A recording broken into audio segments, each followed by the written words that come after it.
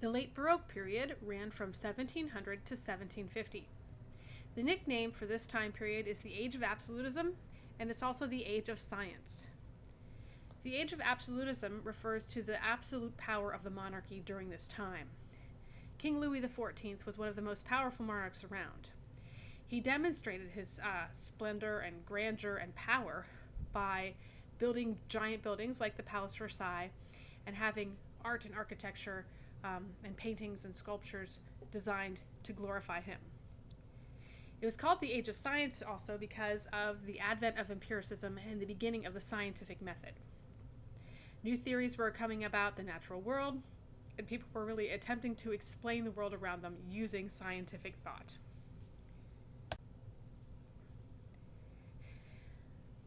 Versailles is a good example of both the importance of science and the grandeur of the monarchies at this time. It is a large, gilded, gold-plated palace, but you can also see the symmetry, the balance, the structure, and the desire to control nature back in the background.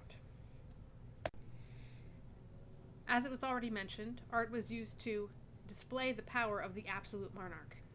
The large palaces, the paintings, the sculptures, even the use of an opera were used to show how powerful a monarch could be and to show how you were more powerful than anyone else around you.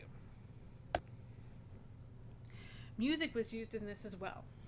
They needed music to play for ceremonies at court, to entertain at banquets and balls. The opera was closely associated with the courts as well, and the operas that were tied to courts frequently represented themes that glorified the king.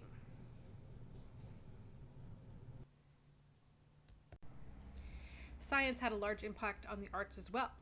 The paintings used detail and perspective and had great attention to light, almost photographic attention to light. As we already mentioned, the architecture was symmetrical and geometrical. It was designed to regulate nature and control this world around it. And the theater used mathematics and engineering to build machinery that was used in operas and to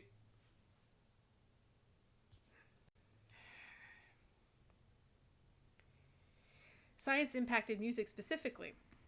The scales were tempered and more precise, which means that they can play in multiple keys. One instrument could play in multiple keys.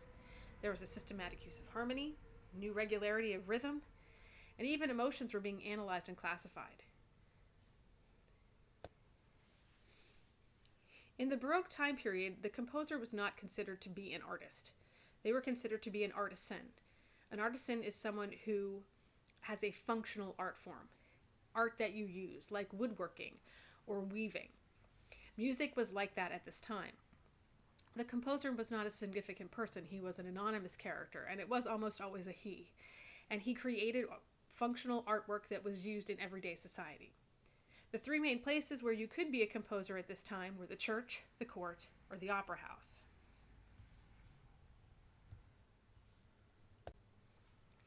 If you were a court composer, you were an employee of the court, roughly on par with a butler or the head housemaid. You were a servant, a very important servant, but a servant nonetheless. You had nice clothes, a good place to live, you had food, you were well provided for, but you had to compose whatever the master of the house wanted you to compose. And you had to compose a lot of it. Operas, orchestral pieces, pieces for balls, whatever he wanted. It was a secure existence, but your creative freedom was fairly limited because you did what your employer wanted. Opera house musicians had more creative freedom. They could compose what they wanted, but if the public did not want to buy a ticket to it, then you would not get asked to compose again. And solo singers were the real stars of the show. The composer could compose what they wanted, but if it didn't fit the voice of the lead singer, then they'd have to recompose it. Sometimes composers completely rewrote songs just because they got a new singer in the lead role. Their creative freedom was there, but the financial stability was not, and even the creative freedom was at the whims of the public. The last place you could work was as a church composer. The church has always been a place for composers to work, as we've discussed in previous chapters. Here you had some creative freedom, but you pretty much answered to the head patron and the congregation. You had a lot of work to do, though. You had to compose and improvise music for worship. You had to lead the worship every week. You had to train the choir boys. And you had to compose elaborate works for special occasions. And church composers weren't just composing vocal works anymore. Now they were asked to do keyboard works, chamber works, and even orchestral works. The job of a musician in general during this time period was usually very busy and very hectic.